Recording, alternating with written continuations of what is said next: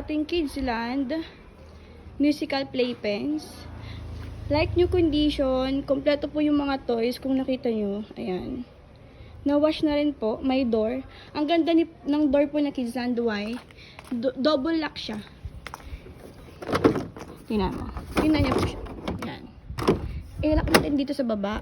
Ayan. Sa likod wala. So, hindi mabubuksan ni baby. Kahit pindutin niya to, hindi niya to mabubuksan. Kasi nakalak dito sa labas. Ayan. So, ganyan yung door. Ayan. Pag aangat nyo lang siya dyan. Ayan. As you can see, walang masyadong hard scratches. Hindi siya yellowish, yung kulay ng white. Ganda po. Sanitize nyo na lang po ulit. Since maalikabok dito sa amin. Yan, sanitize na lang. Pero na-wash ko na siya.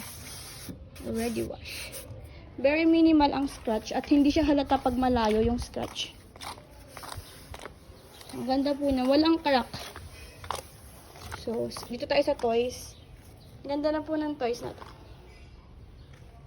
Unang toys here, kompleto siya. Sikat. Lagyan nyo lang siya dito. Ay, dito pala sa green pala. Lalaro ng baby nyo, ganyan. Okay. Ayan po. Ayan. Ang ganda po niyan. Hindi po yellowish. Yung white, niya. Yung white, may tape lang. Even the sticker, intact pa siya. Pati yung telephone, andito. Yan. Complete. Battery not included po Malagay. Yan. Ang ganda pa ng salamin. No damage.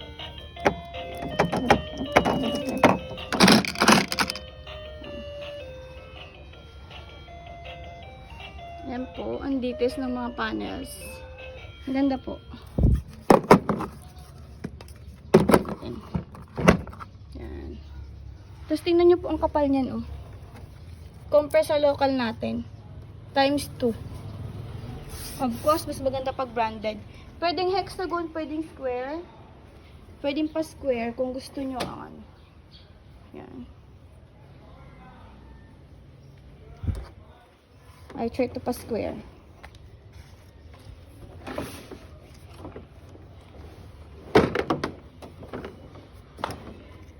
Pag square ganyan, ayusin ko lang.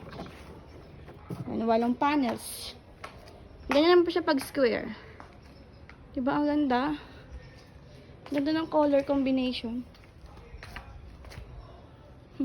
Pwede yung isang activity dito sa gilid. Depende sa pag-assemble nyo po.